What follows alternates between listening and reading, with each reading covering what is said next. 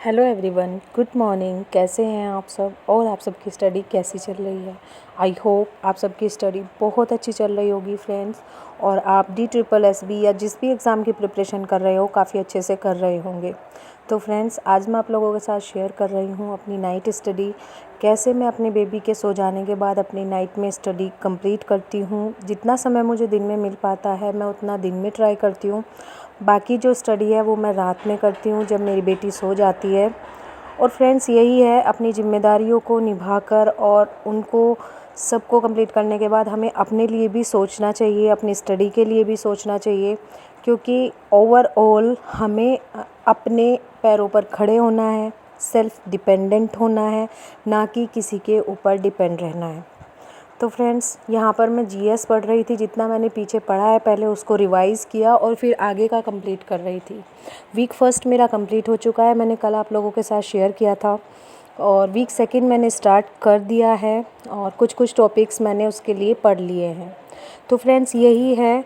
कल की वीडियो के बाद कुछ कमेंट्स आ रहे थे कि हम इस स्टडी प्लान को फॉलो नहीं कर सकते या आपको भी नहीं करना चाहिए, और किसी और के स्टडी प्लान से पढ़ाई नहीं हो सकती, और ये बहुत टफ़ पड़ता है। ये उन सब के लिए है जिनके पास काफ़ी समय है, हाउसवाइफ्स के साथ या न्यूली मॉम जो हैं उनके पास इतना समय नहीं होता है कि वो इस तरीके के स्टडी प्लान को फॉलो कर सके। तो फ्रेंड्स, आप लोगों से एक बात बता दूं, अगर हम ये सोच लेंगे कि इस स्टडी प्लान को हम फॉलो नहीं कर पाएंगे, हमारे पास 8 घंटे नहीं है, 10 घंटे नहीं है या 12 घंटे नहीं है पढ़ने के लिए, तो हम क्या कर सकते हैं? कुछ भी नहीं कर पाएंगे, हम शुरुआत ही नहीं कर पाएंगे अपनी स्टडी की। लेकिन अगर हम ये सोचें कि भले ही 8 घंटे ना सही, हम 6 घंटे या 5 घंटे पढ़कर भी अगर इस स्टडी प्लान में कुछ भी अचीव कर सकते हैं तो क्यों ना कर लें।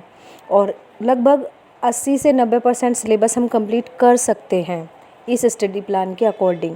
हमें 2 वीक को 1 वीक में कंप्लीट करना होगा। मानती हूँ शुरुआत में हमें टफ़ लगेगा, लेकिन जैसे जैसे हमारा सिलेबस आगे बढ़ता जाएगा हमें ये अच्छा लगने लगेगा और हम इसको कंप्लीट कर पाएंगे। ज़रूरी नहीं है कि हर बार हर टॉपिक को हम 2 वीक को 1 वीक में कंप्लीट करेंगे, डिपेंड करता है टॉपिक पर।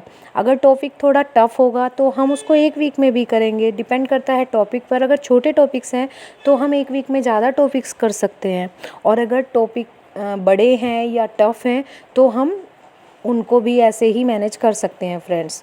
तो इसलिए डीमोटिवेट नहीं होना है ये सोचकर कि हमारे पास 8 से 10 घंटे नहीं हैं।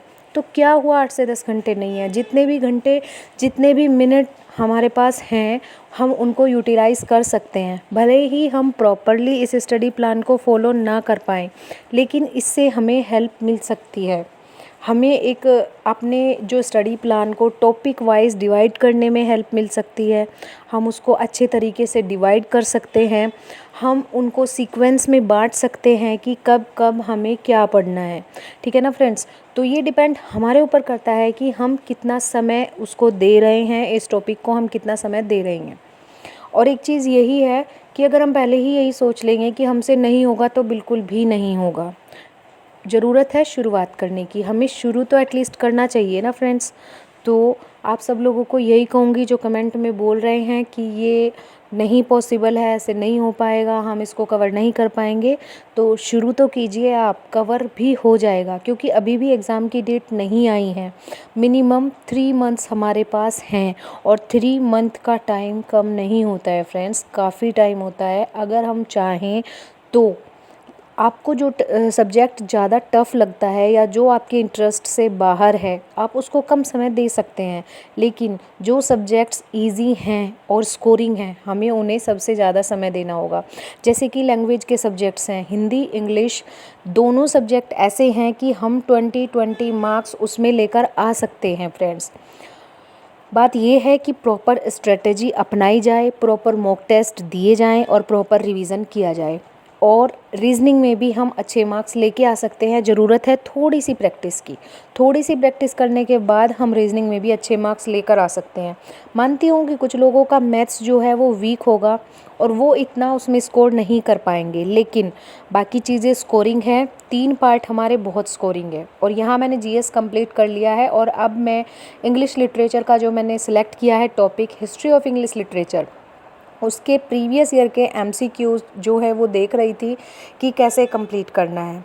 लेकिन हमारे सपनों के साथ साथ हमारी जिम्मेदारियां भी चलती हैं फ्रेंड्स। और यहीं पर मेरी बेटी जो है वो उठ जाती है, 11:30 बज रहे हैं और 10 बजे से 11:30 तक मैंने अपनी स्टडी की। लेकिन 11:30 जो है मेरी बेटी उठ जाती है और वो मुझे पढ़ने नहीं देती। मैं कोशिश कर रही हूँ कि मैं उसको गोद में लेकर थोड़ा पढ़ने का ट्राई करूँ, 1-2 क्वेश्चन रिवाइज़ कर लूँ। लेकिन बच्चों का आपको तो पता ही है, उनको भी बुक्स चाहिए, उनको भी पढ़ना है। इसीलिए मैंने बुक को एक साइड रखा और पहले डिसाइड किया कि इसी को सुला लेती हूँ। और बस यही था मेरा आज का नाइट जो स्टडी व्लॉग था, यही था। इसके बाद मैं नहीं पढ़ पाई फ्रेंड्स। आप सब लोगों से भी यही कहूँगी कि जिम्मेदारियाँ हैं लेकिन हमारे सपने भी हैं। हमें अपने सपनों को पूरा करना है, जिम्मेदारियों को निभाते निभाते। मुश्किल आएगी लेकिन नामुमकिन कुछ भी नहीं। Thank you friends.